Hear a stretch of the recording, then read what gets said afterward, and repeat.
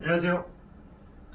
오늘 형사법 2023년도 해경 간부시험 19번째 문제를 푸는 날입니다.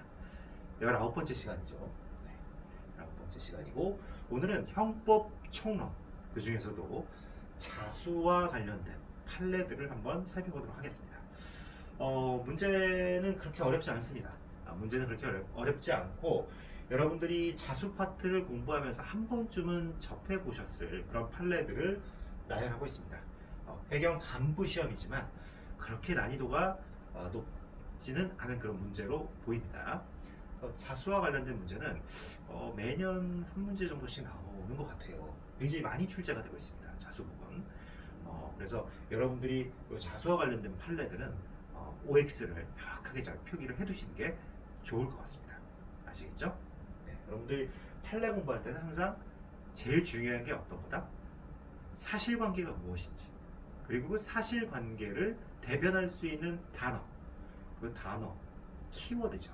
그 키워드를 노란색 하이라이트나 붉은 펜으로 쫙 그어두세요. 그리고 그 키워드를 토대로 판례에다 제목명을 한번 달아보세요. 예를 들어서 여러분들 주교사 사건 이렇게 기억을 많이 하고 있죠. 부작위의 살인죄, 그 다음에 승계적 방조범 이런 논점들이 담겨져 있잖아요. 그러면 그 주교사 사건 이렇게 여러분들이 그 사실관계에다가 하이라이트를 쳐놓고 제목도 타이틀로 달아놓으면 아주 공부하는 게 편하겠죠. 대표적인 예잖아요. 저 이외에 다른 강사님들도 그렇게 좀 제목 타이틀을 많이 달아놓으시는 것 같아요. 그래야 머릿속에 사실관계가 명확히 입력이 되잖아요. 그죠? 그리고 판례에 중요한 법리들이 또 있을 거잖아요. 그런 법리들에 대해서는 여러분들이 밑줄을 잘 그어두셔야 됩니다. 요즘에는 이 요지에서도 굉장히 상세한 부분까지 출제가 되기 때문에 그 판례 어떤 판결 요지 내 법리와 관련된 부분은 밑줄을 잘 그어두셔야 돼요. 그리고 중요한 키워드는 역시나 형광펜을 쫙 하나 칠해두시고요. 그래서 이 판례가 결국은 그 시험의 주종을 이루고 있는데 이 판례를 암기하는 거는 결국은 키워드를 내가 얼마큼 잘 체킹을 하느냐의 문제예요. 키워드를 체킹해 놓고 거기에 대한 OX를 여러분들이 잘 설정을 해놓는 게 이런 객관식 문제에서는 가장 중요하다. 아시겠죠? 결국은 이걸 사례형으로 바꿔서 어떤 논리적인 사고를 요구한다 하더라도 일단 여러분들이 결론을 알고 있어야 그 도출이 가능한 거잖아요. 그래서 사실관계를 압축하고 사실관계에 대한 키워드를 뽑아내고 그 키워드로 제목에 타이틀을 달아놓고 판례에 그리고 법리 부분에 대해서 밑줄을 쫙 그어놓고 가장 중요한 단어의 또 키워드에 형광펜이나 빨간색으로 표기를 해두는 것. 이게 여러분들이 합격하는 지름길입니다. 특히 판결 판례의 OX 이 부분도 여러분들이 한번 그 옆에다가 동그라미 X 이런 식으로 표기해 놓은 것도 굉장히 중요한 방법론이라고 할 수 있을 것 같아요. 항상 그렇게 공부를 하시면 여러분들에게 많은 그런 시간을 절약해 줄 거예요. 결국 이 시험이라는 게 전날 내가 한번 쭉 일별해서 볼 수 있느냐의 문제잖아요.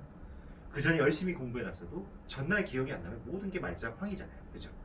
그래서 내가 얼마나 압축하고 정리해 두느냐 이게 아주 중요합니다. 아시겠죠? 자, 오늘 문제 그렇게 어렵지 않기 때문에 이론 부분은 따로 보지 않고 막바로 문제 풀이로 들어가겠습니다.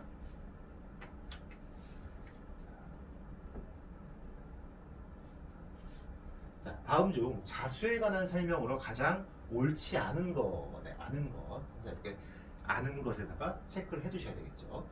자, 첫 번째입니다. 신문지상에 혐의 사실이 보도되기 시작한 후, 자, 혐의 사실이 보도가 됐어요. 혐의 사실이 보도가 됐어요. 어느 정도 이제 이 범죄 사실이 드러나고 있는 거죠. 마각을 드러내고 있다. 이렇게 이제 우리가 표현을 하는데 범죄 사실이 보도되기 시작한 후에 담당 검사에게 이게 너무 이제는 내가 다 드러났어. 너무 쫄려. 그래서 담당 검사에게 전화를 걸었어요. 그리고 나 조사받게 해달라.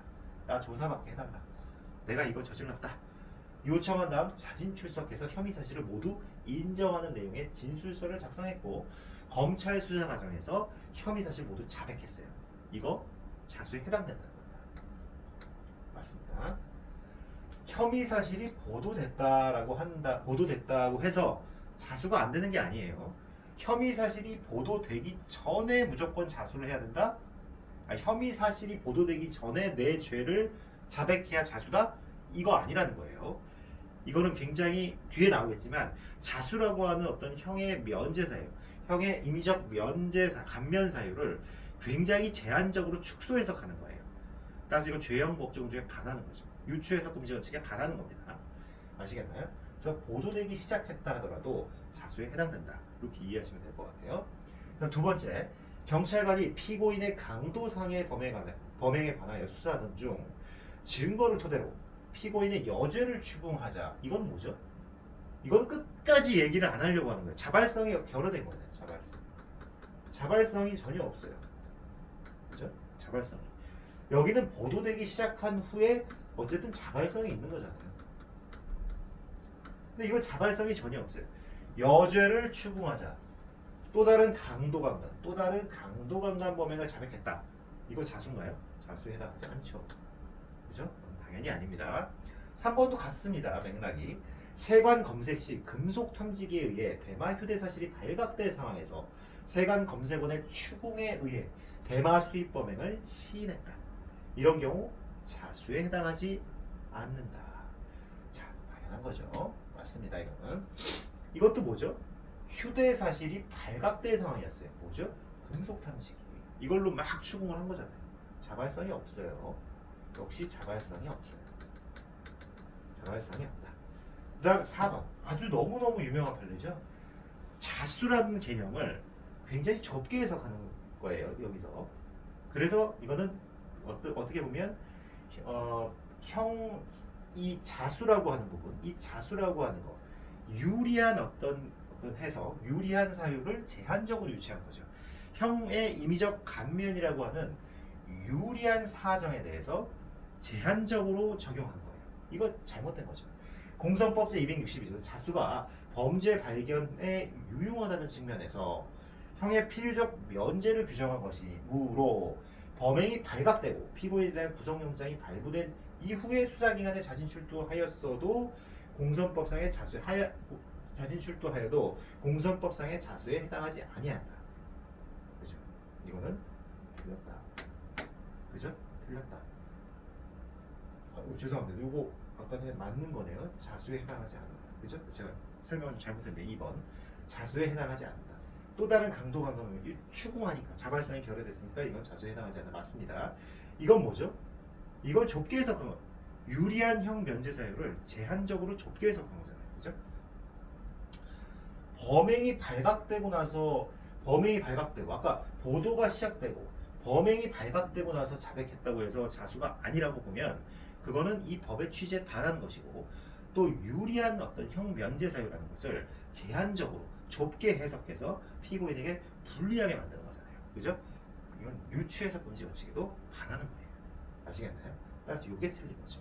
네, 2번은 맞습니다. 제가 아까 설명을 잘못했네요. 그래서 답은 4번이다. 간단한 문제입니다. 보시면 피고인은 수사 측에 있는 관서에 자기의 범죄의 사실을 자수한 것으로 봐야 된다. 보도되기 시작했다 하더라도 자수의 효력에 영향이 없다. 이렇게 얘기하고 있죠. 그 다음에